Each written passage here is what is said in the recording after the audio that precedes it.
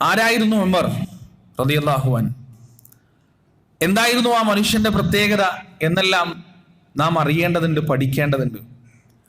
ഉമർ റളിയല്ലാഹു അൻഹുവിന്റെ ഇസ്ലാം സ്വീകരണം തന്നെ അള്ളാഹുവിന്റെ പ്രത്യേകമായ പദ്ധതിയോടുകൂടി നടന്നൊരു കാര്യം പോലെയാണ് നമുക്ക് തോന്നുക.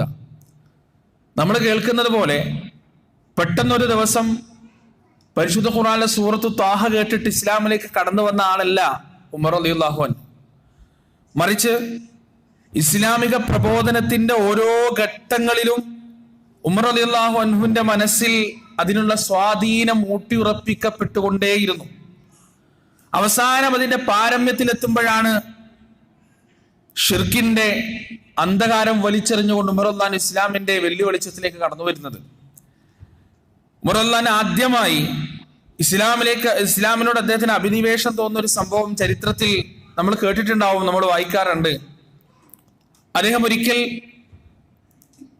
മദ്യപാനത്തിന് വേണ്ടിയിട്ട് തന്റെ കൂട്ടുകാരോടൊക്കെ ഒത്ത് കുറച്ചൊന്ന് മദ്യപിക്കാൻ, ഇസ്ലാം സ്വീകരിക്കുന്നതിന്റെ ഒക്കെ മുന്നേ, എത്രയോ മുന്നേ, കുറച്ചൊന്ന് മദ്യപിച്ച് കുറച്ചൊന്ന് കമ്പനിയൊക്കെ അടിക്കാൻ വേണ്ടിയിട്ട് അവർ സാധാരണ കൂടാറുള്ള സ്ഥലത്തേക്ക് പോവാൻ. അവിടെ പോകുമ്പോൾ അദ്ദേഹത്തിന്റെ കൂട്ടുകാരവിടെ ഇല്ല. മദ്യപാനം നടക്കുന്ന സ്ഥലം മുഴുവൻ ശൂന്യമാണ്, അവിടെ ആരും ഇല്ല. അങ്ങനെ അദ്ദേഹം തീരുമാനം മാറ്റിയിട്ട് അദ്ദേഹം കാബയുടെ അടുത്തേക്ക് വരികയാണ്. ഏതായാലും മദ്യപിക്കാൻ പറ്റിയില്ല, ഇനി കുറച്ച് ദൈവങ്ങളെ വിളിച്ച് ആരാധിച്ചിട്ടൊക്കെ പോകാം. അന്നേരം മുശ്രിക്കാണ് ഉമർ റളിയല്ലാഹു അൻഹു. അദ്ദേഹം കാബയുടെ അടുത്ത് പോയപ്പോഴും കാബയും ശൂന്യമാണ്, കാബയുടെ പരിസരത്തും ആരുമില്ല. പക്ഷേ ഒരു നിഴൽ, ഒരു ഏകാന്തമായൊരു രൂപം ആ കാബയെ ചുറ്റുന്നതായി ഉമർ റളിയല്ലാഹു അൻഹു കണ്ടു. അദ്ദേഹം സൂക്ഷിച്ചു നോക്കിയപ്പോ നാളുകളായി തന്റെ മനസ്സിൽ ഇത്രയേറെ വെറുപ്പും ഇത്രയേറെ വിദ്വേഷവുമുള്ള, തരം കിട്ടിയാൽ കൊല്ലാൻ വേണ്ടി കാത്തിരിക്കുന്ന അബ്ദുള്ളയുടെ മകൻ മുഹമ്മദ് ആയിരുന്നു ആ കഅബയിൽ ഏകാഗിയായി തവാഫ് ചെയ്തുകൊണ്ടിരിക്കുന്നത് സല്ലല്ലാഹു അലൈഹി വസല്ലം. ഏതായാലും ഉമർ പ്രവാചകനെ ഉപദ്രവിക്കാൻ തുനിഞ്ഞില്ല. അദ്ദേഹം വിചാരിച്ചു, എന്താണ് ഇയാൾ ഈ ഒറ്റക്കിരുന്ന്, ഇപ്പൊ ആരും കാണാനില്ലല്ലോ, ആരും കേൾക്കാനുമില്ല, ഈ ഒറ്റക്കിരുന്ന് പറയുന്നതിന് എന്തായാലും ആത്മാർത്ഥത ഉണ്ടാവുമല്ലോ, എന്താണെന്ന് കേട്ട് കളയാം എന്ന് വിചാരിച്ച് ഉമർ റളിയല്ലാഹു അൻഹു പ്രവാചകന്റെ അടുത്തേക്ക് വളരെ രഹസ്യമായി, അദ്ദേഹത്തിന് തിരിച്ചറിയാൻ കഴിയാത്ത രൂപത്തിൽ ചെന്നു. അദ്ദേഹം പരിശുദ്ധ ഖുർആൻ പാരായണം ചെയ്യുകയായിരുന്നു. കഅബം ചുറ്റിക്കൊണ്ട് തവാഫ് ചെയ്തുകൊണ്ട് പരിശുദ്ധ ഖുർആൻ ഇങ്ങനെ ഓതുകയായിരുന്നു റസൂൽ സല്ലല്ലാഹു അലൈഹി വസല്ലം. അന്നേരത്തെ കഅബ നമ്മൾ ഇന്ന് കാണുന്നത് പോലെയുള്ള കഅബയല്ല. ഉള്ളിൽ 300 ചില്ലാനം വിഗ്രഹങ്ങളും പുറത്തു 100 കണക്കിന് വിഗ്രഹങ്ങളാൽ മുഖരിതമായ, ചുറ്റപ്പെട്ട, നിറഞ്ഞു നിൽക്കുന്ന ഒരു കഅബയാണ്. ആ കഅബയാണ് പ്രവാചകൻ ചുറ്റിക്കൊണ്ടിരിക്കുന്നത്. അദ്ദേഹം പാരായണം ചെയ്യുന്നത് സൂറത്തുൽ ഹാഖയാണ്. ആ ഹാഖയുടെ പാരായണത്തിൽ ഉമർ അല്പനേരം ഒന്ന് മയങ്ങിപ്പോയി. അതിന്റെ വശ്യസുന്ദരമായ വചനങ്ങളിൽ, ശ്രവ്യാനന്ദകരമായ അതിന്റെ ആയത്തുകളിൽ ഉമർ ഒരു നിമിഷം എല്ലാം മറന്നു, എല്ലാം വിസ്മരിച്ചു പോയി. തന്റെ ശത്രുവാണ് ഇത് പാരായണം ചെയ്യുന്നത് എന്ന കാര്യം പോലും ഉമർ അല്പനിമിഷം മറന്നുപോയി. അപ്പോഴാണ് പ്രവാചകൻ ഇങ്ങനെ പാരായണം ചെയ്യുന്നത്, ഇന്നഹു ലഖൗലു റസൂലിൻ കരീം. ഇത് ഉന്നതനായ, ഏറ്റവും അത്യുന്നതനായ, മഹാനായ, മാന്യനായ ഒരു ദൂതന്റെ വാക്കുകളാകുന്നു.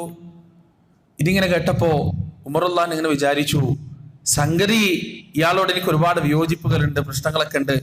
പക്ഷെ ഈ മനുഷ്യൻ പാരായണം ചെയ്യുന്ന വചനങ്ങൾ വല്ലാത്ത കാവ്യം തന്നെ, എത്ര സുന്ദരമായ കവിതയാണ്, ഇയാൾ എത്ര കഴിവുള്ള കവിയാണ് ഇയാൾ എന്നൊക്കെ ചിന്തിച്ച് ഉമർ റളിയല്ലാഹു അൻഹുവിന്റെ ചിന്ത അങ്ങനെ കാട് കയറുന്ന സമയമാണ് പ്രവാചകൻ അടുത്ത വാക്ക് അടുത്ത ആയത്ത് പാരായണം ചെയ്യുന്നത്.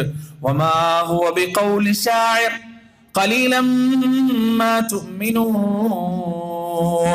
നിങ്ങൾ ഈ കേട്ടുകൊണ്ടിരിക്കുന്ന ഒരു കവിതയോ ഒരു കവിയുടെ വാക്കുകളോ അല്ല, നിങ്ങൾ വളരെ ചുരുക്കം ആളുകൾ മാത്രമേ വിശ്വസിക്കുകയുള്ളൂ. ഇത് കേട്ടപ്പോൾ ഉമറിന്റെ മനസ്സൊരു അങ്കലാപ്പുണ്ടായി, ഒരു പേടിയുണ്ടായി, ഭയപ്പാടുണ്ടായി. വളരെ രഹസ്യമായി ഞാനിവിടെ വന്നിരിക്കുന്നത് ഇയാൾ എങ്ങനെയോ അറിഞ്ഞിട്ടുണ്ട്. ഇയാൾ കവിയൊന്നും അല്ല, മറിച്ച് മനുഷ്യ മനസ്സുകളെ സ്വാധീനിക്കാൻ കഴിയുന്ന ഒരു കൈനോട്ടക്കാരനോ ഒരു ജ്യോത്സ്യനോ പിശാചുക്കൾ പലതും പറഞ്ഞു കൊടുക്കുന്ന ഒരു മാരണക്കാരനോ മറ്റോ ആണ് എന്ന് ഉമർ അറിയാതെ ചിന്തിച്ചു പോയി. ആ സമയം അള്ളാഹുവിന്റെ റസൂൽ അടുത്ത ആയത്ത് പാരായണം ചെയ്തു. വലാ ബിഖൗലി കാഹിൻ ഖലീലൻ മാ തദക്കറൂൻ. ഇതൊരു ഭാവി പ്രവചനക്കാരന്റെ, ഇതൊരു ജ്യോത്സ്യന്റെ വാക്കുകളല്ല, നിങ്ങൾ വളരെ ചുരുക്കം ആളുകളെ ബുദ്ധി കൊണ്ട് ആലോചിക്കുന്നുള്ളൂ, ചിന്തിക്കുന്നുള്ളൂ. ഉമറിന്റെ മനസ്സിൽ വല്ലാത്തൊരു അങ്കലാപ്പ്. പിന്നെ ഈ വാക്കെന്താണ്, ഈ വചനം എന്താണ്? സുന്ദരമായ കവിതയെ വല്ലുന്ന ജ്യോത്സ്യന്മാരുടെ വാക്കുകൾക്കപ്പുറത്തുള്ള ഈ വാക്കുകൾ എന്താണ്? അതാ പരിശുദ്ധ ഖുർആന്റെ അടുത്ത വചനം, തൻസീലും മിർ റബ്ബിൽ ആലമീൻ. സർവലോക രക്ഷിതാവായ അല്ലാഹുവിൽ നിന്ന് അവതീർണമായ പരിശുദ്ധമായ ഗ്രന്ഥമാകുന്നു ഇത്. വലൗ തഖവ്വല അലൈനാ ബഅദൽ ലഖാബീൽ ലഅഖദനാ മിൻഹു ബിൽ യമീൻ ثم لقطعنا منه الوتين.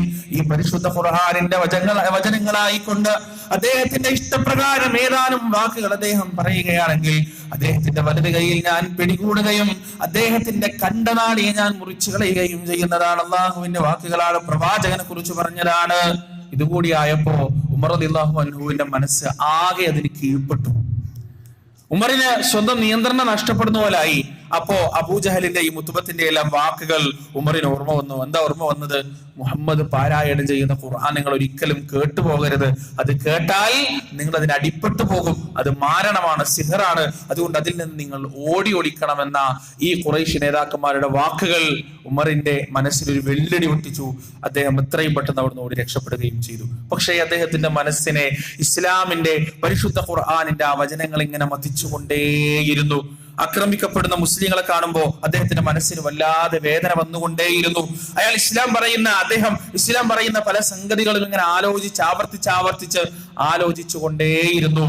ഒരു എന്താണ് പറയാ, എന്തെങ്കിലും ഒരു കാരണം കിട്ടിയാൽ ഇസ്ലാമിലേക്ക് വരാൻ കാത്തിരിക്കുന്നൊരവസ്ഥയിൽ ഉമർ റളിയല്ലാഹു അൻഹുവിന്റെ മനസ്സ് പാകപ്പെട്ടപ്പോഴാണ് അദ്ദേഹത്തിന്റെ അളിയനും അദ്ദേഹത്തിന്റെ പെങ്ങളും ഇസ്ലാം സ്വീകരിക്കുന്നത്. അതാണ് നമ്മൾ പണ്ട് തൊട്ടേ കേട്ട സംഭവം. ആ ഒരു വീട്ടിലെത്തി ഉമർ റളിയല്ലാഹു ത്വാഹ മാ അൻസൽനാ അലൈക്കൽ ഖുർആന ലിതഷ്ഖാ ഇല്ലാ തദ്കിറതൻ ലിമൻ യഖ്ശാ തൻസീലൻ മിമ്മൻ ഖലഖൽ അർദ വസ്സമാവാതിൽ ഉലാ എന്ന വചനങ്ങൾ ഉമർ റളിയല്ലാഹു അൻഹുവിനെ പൊട്ടിക്കരയിപ്പിച്ചതും തന്റെ സകല അഭിമാനബോധവും ജാഹിലിയ്യത്തിന്റെ സകല തരത്തിലുള്ള മിഥ്യാബോധങ്ങളും ദുരഭിമാനങ്ങളും വെടിഞ്ഞുകൊണ്ട് ഇസ്ലാമിലേക്ക് കടന്നു വരാൻ ഉമർ റളിയല്ലാഹു അൻഹുവിന് വഴിവെട്ടി കൊടുത്തതും ആ ഒരു സംഭവമാണ്.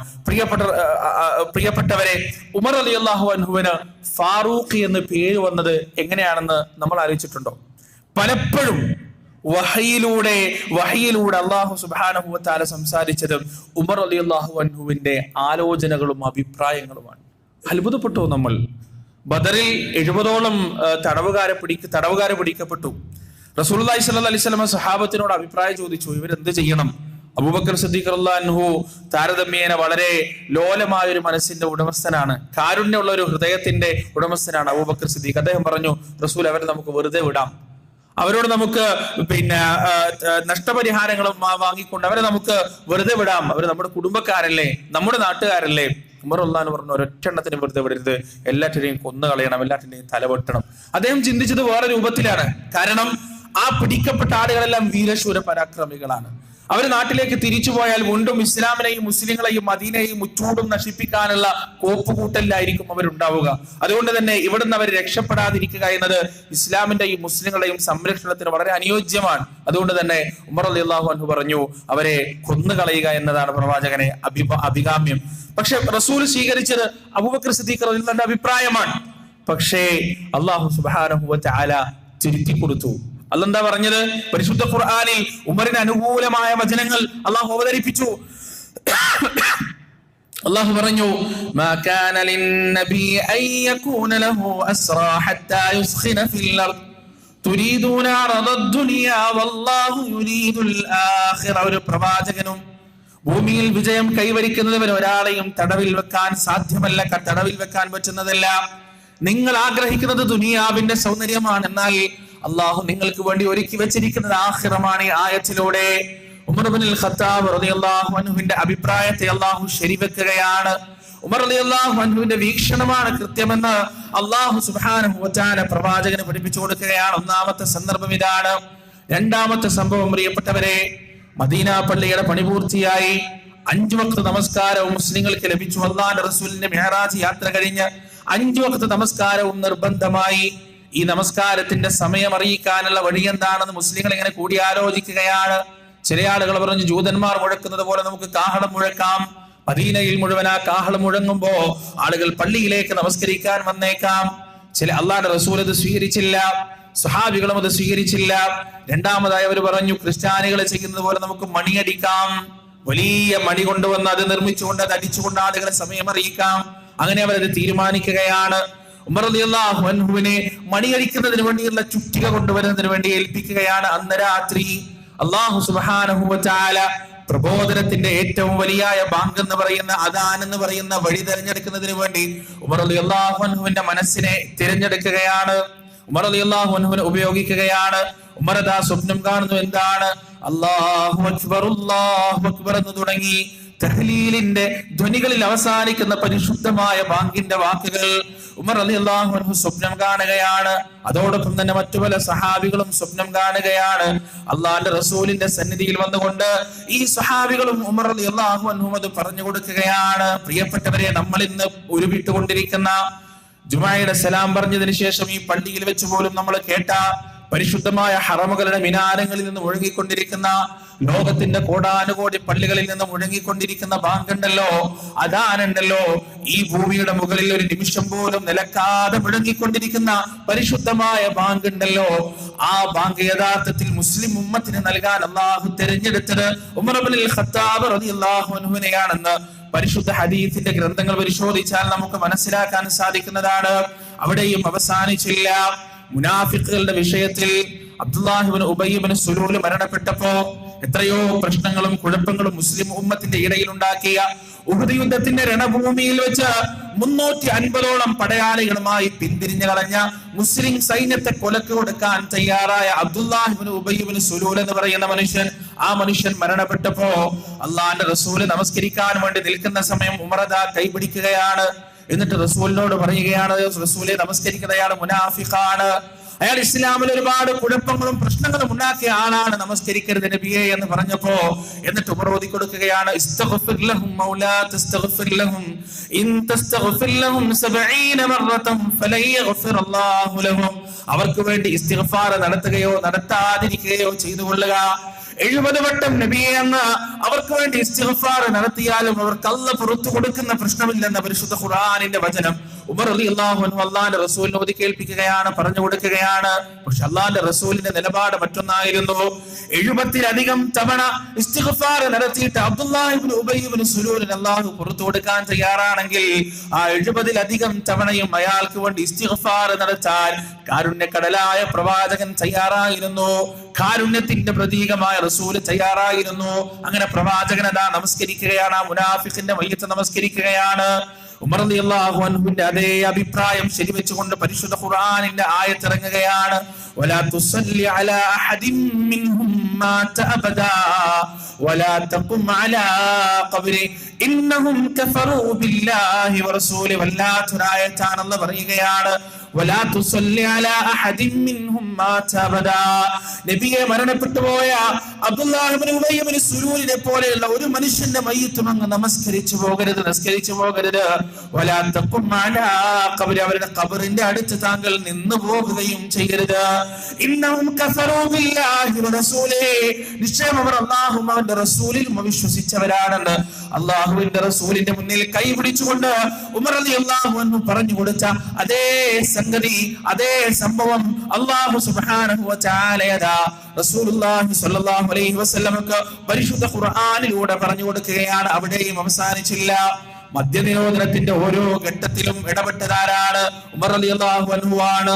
അള്ളാന്റെ റസൂലിന്റെ സന്നിധിയിലേക്ക് ഒരിക്കൽ ഉമർ വരികയാണ്. എന്നിട്ട് ഈ മദ്യത്തിന്റെ പ്രശ്നങ്ങളെ കുറിച്ചും കുഴപ്പങ്ങളെ കുറിച്ചും ചോദിക്കുകയാണ്. ആയത്തിറങ്ങുന്നു, യസ്അലൂനക അനിൽ ഖംരി വൽ മൈസിർ ഖുൽ ഫീഹിമാ ഇസ്മുൻ കബീർ വമനാഫിഉ ലിന്നാസി വഇസ്മുഹുമാ അക്ബർ മിൻ നഫഇഹിമാ. മദ്യത്തെ കുറിച്ച് അവർ അങ്ങയോട് ചോദിച്ചു കൊണ്ടിരിക്കുന്നു. ആ മദ്യത്തിൽ ജനങ്ങൾക്ക് സുഖമുണ്ടാക്കുന്ന, ജനങ്ങൾക്ക് ഉപകാരം ഉണ്ടാക്കുന്ന ചിലതുണ്ടെങ്കിലും അതുകൊണ്ടുണ്ടാകുന്ന തിന്മ ആ നന്മയേക്കാൾ എത്രയോ ഭയാനകമാണ് എന്ന് അല്ലാഹു ബോധവൽക്കരണം നൽകുകയാണ്. പ്രിയപ്പെട്ടവരെ, രണ്ടാമത് ഉമർ വരുന്നു പ്രവാചകന്റെ സന്നിധിയിൽ.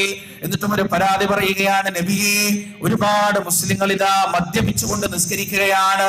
കള്ളിന്റെ ഉന്മത്തതയിൽ നിന്നുകൊണ്ട്, മദ്യത്തിന്റെ ലഹരിയിലായിക്കൊണ്ട് അവരെങ്ങനെ നമസ്കരിക്കുകയാണ് നബിയെ, ഇതിനെന്താണ് ഒരു പരിഹാരം?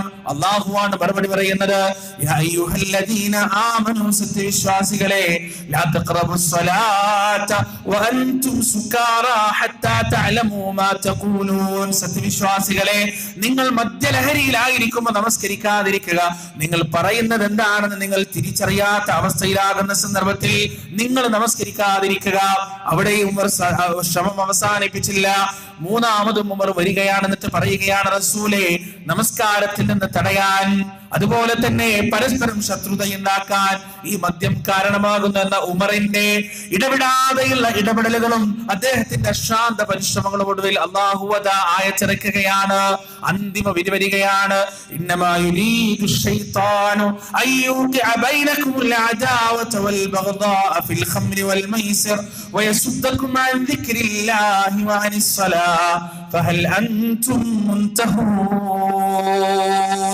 മൂന്ന് വാക്കുകൾ ഉമറിന്റെ ശ്രമഫലമായി അള്ളാഹു ഉമറിന്റെ ശ്രമത്തെ അതിനൊരു കാരണമാക്കിയതാണ്. ഫഹൽ അൻതും മുൻതഹൂൻ, നിങ്ങൾ പിന്തിരിയാൻ തയ്യാറുണ്ടോ എന്ന വചനം ഉമറിന്റെ ശ്രമഫലമാണ്. അവിടെയും അവസാനിച്ചില്ല പ്രിയപ്പെട്ടവരെ. റസൂലുള്ളാഹി സ്വല്ലല്ലാഹു അലൈഹി വസല്ലമയുടെ പത്നിമാർ ആദ്യഘട്ടത്തിൽ നിഖാബിടാതെ മൂടുപടമിടാതെ പുറത്തേക്ക് ഇറങ്ങുമ്പോ ചില ഞരമ്പ് രോഗികളുടെ, മോശപ്പെട്ട ആളുകളുടെ ചില വർത്തമാനങ്ങളും നോട്ടങ്ങളും എല്ലാം ഉമറിന്റെ ശ്രദ്ധയിൽപ്പെട്ടു. അങ്ങനെ പ്രവാചകനോട് പോയി അത് ധരിപ്പിച്ചു. ആ സന്ദർഭത്തിലാണ് പ്രവാചക പത്നിമാർക്ക് മൂടുപടം നിർബന്ധമാക്കിക്കൊണ്ടുള്ള ആയത്തിറങ്ങുന്നത്. ഇങ്ങനെ എത്രയോ സന്ദർഭങ്ങളിൽ ഉമർ റളിയല്ലാഹു അൻഹു ആഗ്രഹിച്ചിട്ടേ ഉള്ളൂ അദ്ദേഹം. എന്താണ്? ഇബ്രാഹിം മഖാം മുസല്ലയായി പ്രഖ്യാപിച്ചാൽ എത്ര നന്നായിരുന്നു. അല്ലാഹു സുബ്ഹാനഹു വ തആല ആയത്തിറക്കി ഇബ്രാഹിം മഖാം മുസല്ലയായി പ്രഖ്യാപിക്കുകയും ചെയ്തു. ഉമറിന്റെ ചിന്തകളും ഉമറിന്റെ വാക്കുകളും ഉമറിന്റെ അഭിപ്രായങ്ങളുമെല്ലാം ആയത്തുകളിലൂടെ പ്രതിഫലിക്കുന്നത് കണ്ടപ്പോഴാണ് റസൂലുള്ളാഹി സ്വല്ലല്ലാഹു അലൈഹി വസല്ലമ ഉമറിനെ സ്നേഹത്തോടെ വിളിച്ചത് അൽ ഫാറൂഖ്, സത്യാസത്യ വിവേചകൻ. ഉമറിന്റെ നാവിലൂടെ, ഉമറിന്റെ മനസ്സിലൂടെ, ഉമറിന്റെ നിലപാടുകളിലൂടെ അല്ലാഹു സുബ്ഹാനഹു വ തആല സത്യം എന്താണെന്ന് ലോകത്തിന് പരിചയപ്പെടുത്തി കൊടുത്തു. തന്റെ പ്രിയപ്പെട്ട ആ അനുയായിക്ക് അല്ലാഹു നൽകിയ ആ അനിതര സാധാരണമായ കഴിവിനെ റസൂലുള്ളാഹി സ്വല്ലല്ലാഹു അലൈഹി വസല്ലം ഏറ്റവും നന്നായി ഉപയോഗിച്ചു. പ്രവാചകൻ എത്ര ആപൽഘട്ട, ഏത് വലിയ അത്യന്താപേക്ഷിതമായ ഘട്ടത്തിലും ഉമർ റളിയല്ലാഹു വിളിച്ച് അദ്ദേഹത്തോട് കൂടിയാലോചിച്ചിട്ട് മാത്രം തീരുമാനങ്ങൾ എടുത്തു.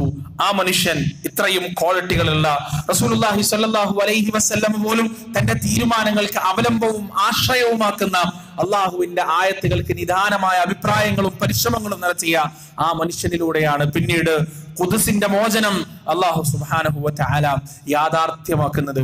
രണ്ടാമത്തെ ഖലീഫ ഉമർ റളിയല്ലാഹു അൻഹുവിന്റെ കയ്യിലേക്ക് ഇസ്ലാമിന്റെ ഭരണം വന്നപ്പോ അദ്ദേഹത്തിന്റെ ഭരണം സുപ്രസിദ്ധമാണ്. എത്രയോ ആളുകൾ അദ്ദേഹത്തിന്റെ ഭരണത്തെ പുകഴ്ത്തി പറഞ്ഞിട്ടുണ്ട്, വാഴ്ത്തി പറഞ്ഞിട്ടുണ്ട്. അദ്ദേഹം ഖുദ്സ് കീഴടക്കാമെന്ന ഒരു സന്ദർഭം തന്നെയുണ്ട്. പ്രിയപ്പെട്ടവർ, റോമക്കാരുടെ അടിച്ചമർത്തലിൽ വീർപ്പുമുട്ടുകയായിരുന്ന ഖുദ്സിൽ താമസിച്ചിരുന്ന അന്തേവാസികൾ തന്നെയാണ് ഉമർ നേരിട്ട് വന്നിട്ട് ഞങ്ങൾക്ക് സംരക്ഷണവും സുരക്ഷിതത്വവും തന്നിരുന്നെങ്കിൽ എത്ര നന്നായിരുന്നു എന്ന് അഭിപ്രായപ്പെട്ടത്. അവരുടെ അഭിപ്രായ പ്രകാരം ഉമർ സിറയുടെ ഭാഗത്തേക്ക് വരുന്നൊരു രംഗമുണ്ട്. കുടിക്കാനുള്ള കുറച്ച് വെള്ളവും കഴിക്കാനുള്ള കുറച്ച് ഈത്തപ്പഴവും മാത്രമായി തന്റെ പ്രിയപ്പെട്ട ഏതാനും അനുയായികളോടൊപ്പം, ഏതാനും സ്വഹാബികളോടൊപ്പം ഉമർ റളിയല്ലാഹു അൻഹുവിന്റെ സഞ്ചാരം. അദ്ദേഹത്തെ സ്വീകരിക്കാമെന്ന ഖാലിദ് ബിൻ വലീദ് അടക്കമുള്ള അദ്ദേഹത്തിന്റെ സേനാനായകന്മാർ അവർക്ക് കുറച്ചു കാലം സിറയിൽ നിന്നപ്പോൾ തന്നെ അവിടെയുള്ള സമ്പന്നമായ ജീവിതം, അവരുടെ വേഷഭൂഷാദികളിൽ മാറ്റം വരുത്തിയിരുന്നു. അവരുടെ തിളങ്ങുന്ന വസ്ത്രങ്ങളും ആർഭാടപൂർണമായ അവരുടെ വാഹനങ്ങളും എല്ലാം കണ്ടപ്പോ ഉമർ റളിയല്ലാഹു അൻഹു തന്റെ കുതിരയിൽ നിന്ന് ചാടിയിറങ്ങി. എന്നിട്ട് അദ്ദേഹം പൊട്ടിത്തെറിച്ചു. ആ സമയം സേനാനായകന്മാർ ഉമർ റളിയല്ലാഹു അൻഹുവിനോട് പറഞ്ഞു, ഖലീഫ, ഇത് ഞങ്ങളുടെ വാളുകൾ ഒളിപ്പിച്ചു വെക്കുന്നതിന് വേണ്ടി, ഞങ്ങളുടെ ആയുധങ്ങൾ ഒളിപ്പിച്ചു വെക്കുന്നതിന് വേണ്ടി മാത്രം ധരിച്ച വസ്ത്രങ്ങളാണ്. ഞങ്ങൾ ആർഭാടങ്ങളിൽ മുഴുകിപ്പോയിട്ടില്ല. അങ്ങനെ ഉമർ റളിയല്ലാഹു അൻഹു ഡമാസ്കസിലേക്ക് പ്രവേശിച്ചു. എന്നിട്ട് അവിടെയുള്ള ഉന്നതമായ പർവ്വത നിരയുടെ മുകളിൽ കയറി നിന്നുകൊണ്ട് സുന്ദരമായ ഡമാസ്കസിന്റെ, ആ ഖുദ്സിന്റെ ഭൂമിയുടെ, സിറിയയുടെ പച്ചവിരിച്ച, മക്കയിൽ നിന്നും മദീനയിൽ നിന്നും വ്യത്യസ്തമാണ് സിറിയൻ പ്രദേശങ്ങൾ. കാടുകളും പുൽമേടുകളും കൃഷിഭൂമികളുമായി നിറഞ്ഞു നിൽക്കുന്ന പച്ചവിരിച്ച ആ പ്രദേശം നോക്കിക്കൊണ്ട് ഉമർ റളിയല്ലാഹു അൻഹു പറഞ്ഞത് എന്താണെന്നറിയോ? ഈ പ്രദേശത്തിന്റെ അധികാരം തന്റെ കയ്യിലേക്ക് വരുമ്പോ അതിൽ വഞ്ചിതനായി പോകുകയല്ല ഉമർ ചെയ്തത്. മറിച്ച് ആ പ്രദേശങ്ങൾ നോക്കിക്കൊണ്ട് ഉമർ പാരായണം ചെയ്തു. കം തറകൂ മിൻ ജന്നാത്തിൻ വഅയൂൻ വസുറൂഇൻ വമഖാമിൻ കരീം വനഅമതിൻ കാനൂ ഫീഹാ ഫാകിഹീൻ. എത്രയെത്ര പൂന്തോട്ടങ്ങളാണ്, എത്രയെത്ര സുന്ദരമായ സൗധങ്ങളാണ്, എത്രയെത്ര കൊട്ടാരങ്ങളാണ്, എത്രയെത്ര അരുവികളാണ്, ചരിത്രത്തിന്റെ ഇന്നലകളിൽ രാജാക്കന്മാരും കുബേരന്മാരും പ്രഭുക്കന്മാരും വിട്ടേച്ചു പോയത് എന്ന പരിശുദ്ധ ഖുർആനിന്റെ വചനം ഉമർ റളിയല്ലാഹു അൻഹു ആ പർവ്വത നിരക്ക് മുകളിൽ കയറി നിന്നുകൊണ്ട് ആലപിച്ചു, പാരായണം ചെയ്തു. പ്രിയപ്പെട്ടവരെ, അവിടുന്ന് കഴിഞ്ഞ് ഖുദ്സിലേക്ക്, ആ പ്രദേശത്തേക്ക് ഉമർ റളിയല്ലാഹു പോകുന്ന ഒരു രംഗുണ്ട്. എങ്ങനെയെന്നറിയോ? ലാടം തഴഞ്ഞ് വളരെ പതുക്കെ മാത്രം നടക്കുന്ന ഒരു കുതിരപ്പുറത്ത്, ആർഭാടമൊന്നുമില്ലാതെ അദ്ദേഹം ധരിച്ച കമ്പിളി പുതപ്പിൽ 14 തുന്നുകൾ ഉണ്ടായിരുന്നു. അന്ന് ഉമർ റളിയല്ലാഹു അൻഹു ഖുദ്സ് കീഴടക്കാൻ പോവാൻ, അതിന്റെ അധികാരം ഏറ്റെടുക്കാൻ പോവാൻ ആ പോകുന്ന സമയത്ത് ഉമർ റളിയല്ലാഹു അൻഹു ധരിച്ച കമ്പിളി വസ്ത്രത്തിൽ 14 തുന്നുകൾ ഉണ്ടായിരുന്നു. 14 തുണിക്കഷ്ണങ്ങൾ വെച്ച് ഓട്ടയടച്ച ഒരു കമ്പിളി പുതപ്പുമായിട്ടാണ് ഉമർ റളിയല്ലാഹു അൻഹു അങ്ങോട്ടേക്ക് പോകുന്നത്. അബൂ ഉബൈദ റളിയല്ലാഹു അൻഹു ഇത് കണ്ടപ്പോൾ വല്ലാത്ത പ്രയാസായി, അദ്ദേഹത്തിന് വല്ലാതെ ദേഷ്യം പിടിച്ചു. ക്രിസ്ത്യാനികൾ ഇത് കണ്ട എന്താ വിചാരിക്കുക, അവരെന്താ ചിന്തിക്കുക എന്ന് പറഞ്ഞു അദ്ദേഹം നല്ല പടവളപ്പുള്ള പുതിയ വസ്ത്രം ഉമർ റളിയല്ലാഹു അൻഹു നൽകി. നല്ല ഗാംഭീര്യമുള്ള വാഹനം ഉമർ റളിയല്ലാഹു അൻഹു നൽകി. അദ്ദേഹം അത് സ്വീകരിച്ചു. എന്നിട്ട് അദ്ദേഹം താൻ ഇട്ടിരിക്കുന്ന വസ്ത്രം അടിച്ചു, അത് അലക്കി വൃത്തിയാക്കി. എന്നിട്ട് അബൂ ഉബൈദ റളിയല്ലാഹു അൻഹു കൊടുത്ത ആ വസ്ത്രം ഉണ്ടല്ലോ, അത് തിരിച്ച് അദ്ദേഹത്തിന് കൊടുത്തിട്ട് അത് തന്നെ എടുത്തണിഞ്ഞു. 14 തുന്നുകളുള്ള ഒരു വസ്ത്രം ധരിച്ച ഒരു ഫക്കീറിനെ പോലെയാണ് ഉമർ റളിയല്ലാഹു അൻഹു ഖുദ്സ് കീഴടക്കാൻ വേണ്ടി പോകുന്നത്. അബൂ ഉബൈദയുടെ തന്റെ കൂടെയുള്ള സേനാനായകന്മാരുടെ പ്രയാസങ്ങൾ കണ്ടിട്ട് ഉമർ റളിയല്ലാഹു അൻഹു പറഞ്ഞു, നമുക്ക് ഇസ്സത്ത് തന്നത് വസ്ത്രധാരണമോ അതുപോലെ തന്നെ വാഹനത്തിലുള്ള പ്രൗഢിയോ ഒന്നുമല്ല, ഇസ്ലാമാണ് നമ്മുടെ ഇസ്സത്തിന്, അത് മാത്രം മതി എന്ന് പറഞ്ഞ് ഫക്കീറിന്റെ വേഷത്തിൽ, തനി ഫക്കീറിന്റെ വേഷത്തിൽ ലാടം തഴഞ്ഞ കുതിരക്ക് മുകളിൽ കയറിയിരുന്നു കൊണ്ട് ഉമർ ഇബ്നുൽ ഖത്താബ് റളിയല്ലാഹു അൻഹു ഖുദ്സിന്റെ ഭൂമിയിലേക്ക് പോയി. പ്രിയപ്പെട്ടവരെ, തുല്യനായ മറ്റൊരു നേതാവിനെ, അതിന് തുല്യമായ മറ്റൊരു ഭരണാധികാരിയെ ചരിത്രത്തിൽ എവിടെയും നമുക്ക് കാണിച്ചു തരാൻ സാധിക്കില്ല. അതുകൊണ്ടാണ് അമുസ്ലിങ്ങളായ ചരിത്ര കുതുകികൾ പോലും ഉമർ ഇബ്നുൽ ഖത്താബ് റളിയല്ലാഹു അൻഹുവിന്റെ മഹത്വത്തെ വാഴ്ത്തിയത്, അദ്ദേഹത്തിന്റെ നീതിയെ വാഴ്ത്തിയത്. അദ്ദേഹം ഖുദ്സിന്റെ ഭരണം ഏറ്റെടുത്തു. എന്നിട്ട് അദ്ദേഹം അവിടെ എടുത്ത ചില നിലപാടുകളുണ്ട്. ആ കാലഘട്ടം വരെ തങ്ങളുടെ അഭിപ്രായങ്ങൾക്ക് എതിരഭിപ്രായം പറയുന്ന എല്ലാറ്റിനെയും അടിച്ചമർത്തുകയും കൊന്നുകളയുകയും ആക്രമിക്കുകയും ചെയ്തിരുന്ന റോമാ സാമ്രാജ്യത്തിൽ നിന്ന് വിഭിന്നമായി ഉമർ റളിയല്ലാഹു അൻഹു അവിടെ പ്രഖ്യാപിച്ചു. എന്താ പ്രഖ്യാപിച്ചത്? ക്രിസ്ത്യാനികളെ, നിങ്ങൾക്ക് ഇഷ്ടമുള്ളതുപോലെ ഇവിടെ ജീവിക്കാം, നിങ്ങളുടെ ആരാധനകൾ നിങ്ങൾക്ക് ഇവിടെ നടത്താം, നിങ്ങളുടെ പള്ളികളെ, നിങ്ങളുടെ ചർച്ചകളെ ആരും കയ്യേറില്ല. ജിസിയ തന്നാൽ സമാധാനത്തോടെ, മുസ്ലിങ്ങൾ നൽകേണ്ടത് സക്കാത്താണ്, അമുസ്ലിങ്ങൾ നൽകേണ്ടത് ജിസിയാണ്. എല്ലാ പൗരന്മാർക്കും തുല്യമായ അവകാശം, തുല്യമായ സംരക്ഷണം, അതാണ് ഉമർ റളിയല്ലാഹു അൻഹു ഇവിടെ കാഴ്ചവെച്ചത്. പ്രിയപ്പെട്ടവരെ, ദുഹാ നമസ്കാരത്തിന്റെ സമയമായപ്പോ അവിടെയുള്ള പുരോഹിതന്മാർ ഒരു ക്രിസ്ത്യൻ പള്ളി കാണിച്ചു കൊടുത്തിട്ട് ഉമർ റളിയല്ലാഹു അൻഹു പറഞ്ഞു, നിങ്ങൾ ഇവിടുന്ന് നിസ്കരിച്ചോ. ഉമർ റളിയല്ലാഹു അൻഹു അതിന് കൂട്ടാക്കിയില്ല, അദ്ദേഹം അതിനെ സമ്മതിച്ചില്ല. അദ്ദേഹം പറഞ്ഞെന്താണെന്നറിയോ? ഞാൻ ഇന്ന് ഇവിടുന്ന് നിസ്കരിച്ചാൽ പിൽക്കാലത്ത് മുസ്ലിങ്ങൾ ഉമർ നിസ്കരിച്ച സ്ഥലം എന്ന് പറഞ്ഞ് ഈ ചർച്ചിന് അവകാശം പറഞ്ഞു വരാൻ സാധ്യതയുണ്ട്, ഇവിടെ ഒരു ആഭ്യന്തര കലാപം ഉണ്ടാകാൻ സാധ്യതയുണ്ട്, ഇവിടെയുള്ള കമ്മ്യൂണൽ ഹാർമണി അതില്ലാതെയാവാൻ സാധ്യതയുണ്ട്, അതുകൊണ്ട് ഞാൻ ഇവിടെ നമസ്കരിക്കുന്നില്ല എന്ന് പറഞ്ഞ് സുലൈമാൻ നബി അലൈഹി സ്വലാത്തു വസ്സലാമിന്റെ പള്ളിയുടെ ദാവൂദ് നബിയുടെ മിഹ്റാബിന്റെ അടുത്ത് പോയിട്ടാണ് ഉമർ ഇബ്നുൽ ഖത്താബ് റളിയല്ലാഹു അൻഹു നമസ്കരിച്ചത്. സാമുദായിക ഐക്യത്തിന്റെ, ആഭ്യന്തര കലാപം ഇല്ലാതാക്കുന്നതിന്റെ എല്ലാ ശ്രമങ്ങളും ഉമർ റളിയല്ലാഹു അൻഹു ആ കാലഘട്ടത്തിൽ നടത്തി എന്നതാണ്. എന്തുകൊണ്ടും മാതൃകാപരമായ ഒരു ഭരണമായിരുന്നു ഉമർ റളിയല്ലാഹു അൻഹു ഖുദ്സിന്റെ ഭൂമിയിലടക്കം മക്കയിലും മദീനയിലും റോമൻ പേർഷ്യ സാമ്രാജ്യങ്ങൾ ഇസ്ലാമിന്റെ കീഴിൽ വന്നപ്പോഴും നടത്തിയത് എന്ന് നമുക്ക് കാണാൻ കഴിയും. പിന്നീട് അങ്ങോട്ട് ജൂതന്മാരെ, അവിടെ റോമക്കാരുടെ അക്രമങ്ങൾ ഭയന്നുകൊണ്ട് നാടുവിട്ട ജൂതന്മാരുടെ ഒഴുക്കായിരുന്നു പിന്നീട് ഖുദ്സിന്റെ ഭൂമിയിലേക്ക്. മുസ്ലിങ്ങൾ തടഞ്ഞില്ല, മുസ്ലിങ്ങൾ അതിനെ തടഞ്ഞില്ല, സഹാബികൾ അതിനെ തടഞ്ഞില്ല, താബിഈങ്ങൾ അതിനെ തടഞ്ഞില്ല. ഏത് കാലഘട്ടം വരെ മുസ്ലിം ഉമ്മത്ത് അവിടെ ഭരണം നടത്തിയോ ആ കാലഘട്ടം വരെ ജൂതന്മാർക്ക് തുറന്നു കൊടുത്തു അവരുടെ ആരാധനാലയങ്ങളും അവരുടെ പ്രദേശങ്ങളുമെല്ലാം. പക്ഷേ ഇന്ന് ചതിയിലൂടെയും വഞ്ചനയിലൂടെയും ജൂതന്മാർ അധികാരം കൈക്കലാക്കിയപ്പോ പിഞ്ചു കുഞ്ഞുങ്ങളെന്നോ സ്ത്രീകളെന്നോ വൃദ്ധന്മാരെന്നോ വ്യത്യാസമില്ലാതെ കൊന്നു തള്ളുന്ന കിരാതമായ നടപടിയാണ് നമ്മൾ അവിടെ കണ്ടുകൊണ്ടിരിക്കുന്നത്. ഇത് ഇസ്ലാമും ജൂദായിസവും തമ്മിലുള്ള വ്യത്യാസമാണ്. അല്ലാഹു സുബ്ഹാനഹു വ തആല മഹാനായ ഉമർ ഇബ്നുൽ ഖത്താബ് റളിയല്ലാഹു അൻഹുവിന്റെ കാലടിപ്പാടുകൾ അനുഗമിച്ചുകൊണ്ട് സ്വർഗ്ഗത്തിലെത്തുന്ന ഭാഗ്യവാന്മാരുടെ കൂട്ടത്തിൽ നാം ഏവരെയും ഉൾപ്പെടുത്തുമാറാകട്ടെ. വനസ്തഗ്ഫിറുല്ലാഹ ലി വലക്കും വഅൻ ജമീഇൽ മുസ്ലിമീന അജ്മഈൻ വസ്തഗ്ഫിറൂഹു ഇന്നഹു ഹുവൽ ഗഫൂറുർ റഹീം.